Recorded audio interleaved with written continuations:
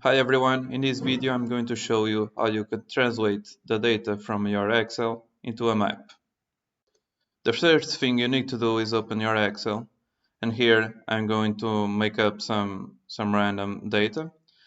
And firstly I'm going to display some countries, which in this case are big countries to make it easy to show it on a map, such as Brazil, United States, Canada and Australia, and some others from Africa and Europe.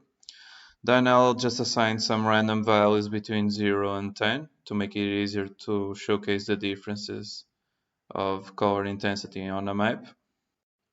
Once we have our data as a table with both the country and data we want to plot, we select both columns and then we go to insert, and on the graph type we select maps, which in this case is a 2D map. And we can already see that there's a difference in the intensity of the color according to the data we selected, as well as in the country which that data is assigned to.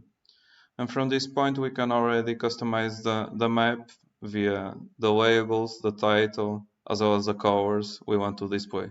If you enjoy this type of content, please subscribe and like the channel.